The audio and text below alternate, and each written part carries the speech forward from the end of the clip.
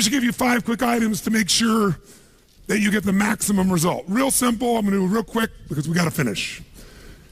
The difference in people, the difference in performance, the difference in the final result, the outcome, is it usually dependent upon skill? Is that what makes one person better than another, yes or no? How many have seen someone with unbelievable innate skill get wiped out by an athlete, a person, a business individual who clearly had less skill? How many have seen this happen? Say aye. It's our ability to maximize. We said on day 1, leaders are what transform organizations. You want to grow this company, you want to transform this company, leaders do it. A leader doesn't mean everybody else follows you. It just means that you have a higher what? A higher standard than anybody else does. What'll make you the leader is when you have a higher expectation, not of other people. Anybody can do that. Of whom? Of yourself. So if you want to know what does it take to take things to the highest level, what's going to take to change my business permanently, not temporary, you can go home and you can install some of these strategies, skills, tactics, tools, insights, and see a significant change. But if that change is going to be a lasting company of value that keeps growing, then the things you've learned here have to become the standard for your organization, not something you did for a period of time. Whenever you look at somebody and say, why are they more successful than anybody else? It's always because of step 1, they've raised their standard. If you go back home and you want to change your life in any way, personally, professionally, or your company, as boring as it sounds, as stupid as it ain't sounds, you might say, I spent all this time, this energy, this money, and you're going to tell me to raise my standards? Yes.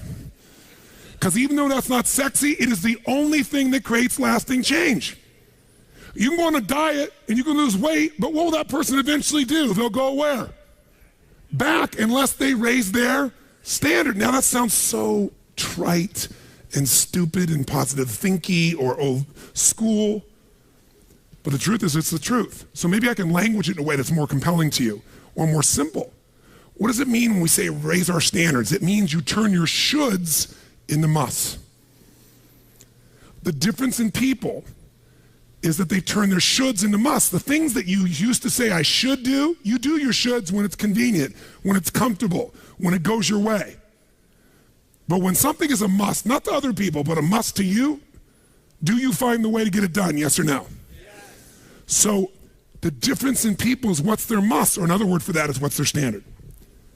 Every person in this room right now, our bodies are a reflection of our physical standards. They are not a reflection of our desires. Most people have a desire for more energy or a better body or a stronger body or a more fit body. We don't get our goals, we get our musts. The ones that are the musts become how you are. And guess what? It shows up in your rituals.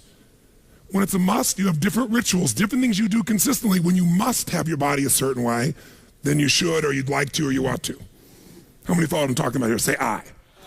So whether we want it or not, the only way to change your body long term is change what the must is for you. Now, I'm not telling you what it should be. Who the hell am I? I'm just saying maybe it's time for you to take a look. Because many times you set the standard a long time ago, or you lost the standard completely because most of us base our standards by our environment. Who you spend time with is who you tend to become. So if everybody around you is gaining a little weight or everybody around you is, constantly tired, after a while, even if you had high energy, you don't want to make fun of them or tease them or make them feel bad. So gradually, subconsciously, you lower your own standard just a little bit. And that little bit is that old metaphor, overused but true. You take a frog and put him in boiling water, what's it going to do? Jump right out. But if you put him in and turn the water up real slowly, over time, it'll boil to death. That's most people's lives, isn't it? And it's usually because you haven't remembered the power of who you spend time with. Who you spend time with is who you become. So one of the things that's great about this 5 days is you found people from all over the world who are all absolutely committed to go day and night and day, literally, sometimes with food, sometimes without, but whose standard was, I am here to maximize who I am, what I'm about, what I'm going to take home, what I'm going to create. That raises your game. Remember, play against somebody you're better than, your skill's going to go down. Play against somebody better than you, just to stay on the court, the game has to go up. Want to change your life? Raise your standard. Want to raise your standard the most? Get around where it's better. Surround yourself with people playing the game much higher than you are. So just to be around them, your game has to rise. That's part of what we try to do. When we come into a company, we create that by raising the standard amongst them. Or you got to do it by yourself, but you got to do it. How many agree with me on this? Say I. And it starts with whom? It starts with us. So raise the standard. I remember when I met Michael Jordan for the first time, and it was while he was still with the Bulls. And I asked him, I got a chance to do some coaching a bunch of people, and I think I introduced him because of this. And I said, Michael, I said, how is it you do this? I mean, you're the best that's ever lived at this stage. Got to ask the same question of Wayne Gretzky. And interesting, Wayne Gretzky, I had read someplace and he gave me the same answer. I asked him the same thing. You're not the fastest. You're not the strongest. You're not, you don't, how is it you're the great one when you're not the fastest, the strongest, the quickest? And he said, well, Tony, I appreciate the compliment, but he said, I think one of my advantages is most people skate to where the puck is and I skate to where the puck is going. The power of what? Anticipation. He knows the pattern. With Jordan, his standard was, I asked him, he said, Tony, everybody, I said, what makes you the best? Is it natural ability? Is it talent? Is it skill? Is it God-given? Is it strategy? What is it? He said, Tony, I think I can say this to you without it sounding like hyperbole. He said, I have got unbelievable natural skills. But he said, study my history and you'll know why I am who I am. I did not make the high school varsity team when I was a sophomore in school. High school, I got cut. He said, I had a lot of natural talent, but the greatest gift of my life was a coach who said, you're not on the team. And I looked at him, I laughed at him. I said, you got to put me on the team. I'm the most talented guy out there. He said, no, you're not. He said, you have a lot of natural talent, but you have no heart, no absolute commitment, no real drive. You're not on my team. And it just crushed him. And finally he negotiated and he said, look, you want to be on my team next year? Simple. Meet me every morning before school for a one-on-one practice, and I'll take this raw talent and I'll teach you discipline. I'll show you how to raise your standard. And if you show up the whole year, I'll guarantee you a spot next year. And if you don't, probably the same outcome's going to happen when you try out next year. He couldn't believe it. And guess what? Most people don't know. Michael Jordan got up every morning and drilled and drilled and drilled and didn't get to be on the team. And next year he was on the team, and he was not only good, he was great. Guess when his career exploded? When he lost again the championship to Detroit. And he was on the bus. He said he was crying in the back of the bus, physically crying, pissed off at all the other players that they hadn't done their job. And something inside of him snapped and realized, crying, whining, blaming everybody else is not the problem. I need to raise my, because he realized that's what did it for him originally. And you know what he did that year? He lifted weights like never in his entire life. He decided he was going to dominate every person, every floor, every place, every spot in the country. He's going to be stronger than anybody. He practiced like he'd never practiced in his life. And oh, by the way, he won how many NBA championships? How many in a row? 3. Retired, came back and won how many in a row? 3. Never anybody in history would even dream of such a thing, especially after retirement. That's the power of raising your standard. But guess who he competes with? Michael told me one time, he goes, Tony, if I competed with other people, I wouldn't be who I am. He said, my competition is with the best I can be. They're trying to compete with me. That's why I beat them. Because they're competing with where I am. But I'm competing with where I can be. Think about that mindset. Think how your life would be different if you raised the standard of what you expected from yourself, not your people, yourself, to that level. How things could shift. It's all about changing your shoulds to musts. It's all about going back and saying, this is how it's going to be. It's like when Gary Vee was here and guys were saying, man, I'm working so hard, man. I work from 9 to 6. He goes, yeah, what are you doing from 8 to 2? 8 p.m. to 2 a.m. That's when you master your craft. I always say to people, it's what you practice in private that you'll be rewarded for in public. People say, oh my God, you have this great ability, this great skill. They didn't see all the hours. This class, this course, I know tons of this stuff like the back of my hand. But if you talk to my team who's exhausted, they'll tell you we're up to 4 a.m. almost every night. To be able to figure out how to provide for you a life cycle and get it to be real so you can think about Nike and give you accurate information about when did they really get to young adult, when they fall down. We had to make phone calls, read financials, do all kinds of stuff. We did all that stuff. We were doing all these things and we've accomplished so much, and I figured out how to make it even better.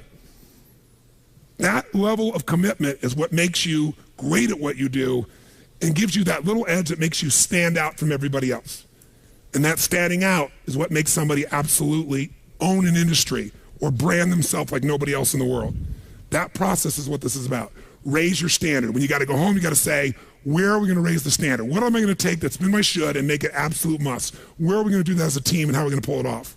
Now, who here has ever, by the way, your income right now is a result of your standards as well. It's not the industry and it's not the economy. Who here is making more money today than you made 10 years ago? Let me see your hands. How many feel like it's not enough today? Let me see your hands. And how could that be? Real estate's so cheap now. Computers are cheaper than they were then. You get so much more for your money. Because once you achieve a level, who knows what happens? You immediately, you close the gap, you create a new gap. That's because that's what makes us grow.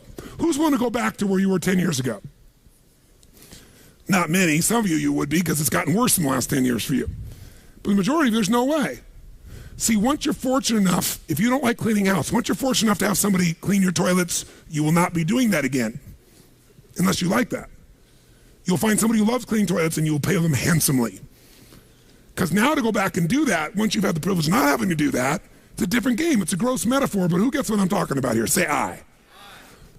Once you have a must, you find a way to get to it. Every one of you in this room is earning what you must earn, not a dime more. Don't get me wrong, you might have big goals, big desires, but it's not a must for you.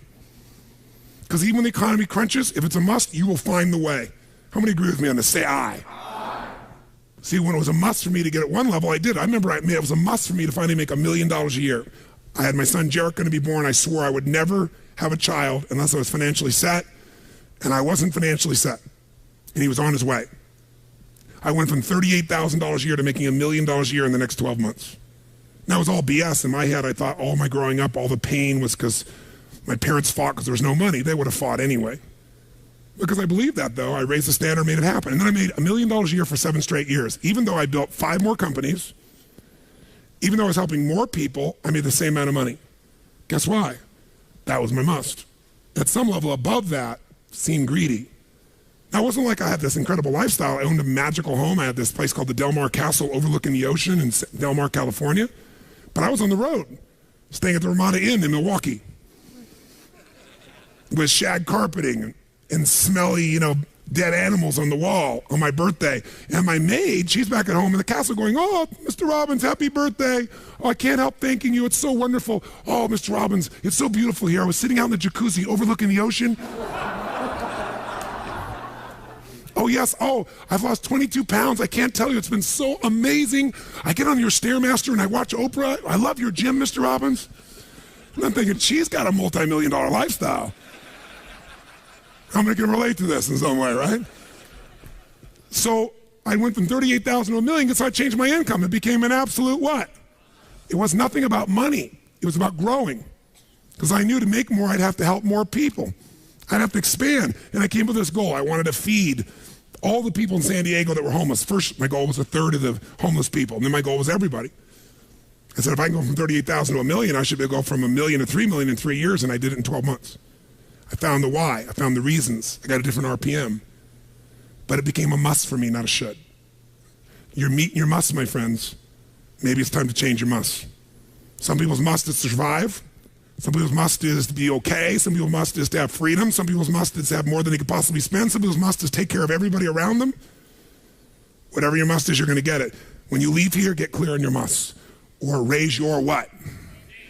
Step 2, real fast. I'm going to do it real fast. Who here's ever raised the standard and you get out there and you go, I'm going to go do this, and I'm committed. I'm going to change this. I'm going to make that happen. I'm going to lose 50 pounds. I'm going to take my company to the next level. And you're all excited. And then all of a sudden this voice in your head goes, who are you kidding? Who's ever had one of these? Raise your hand. Say I. So once you raise your standard, you got to get certainty behind it. You can sustain it. And that means you got to change your limiting beliefs. You got to change your limiting beliefs. And who has limiting beliefs, by the way? Who? Everyone does. So you got to become aware of it and you got to destroy it. Now, how to do that? Honestly, if you've been to the UPW, you know how. If you haven't, come join me in San Jose or someplace else.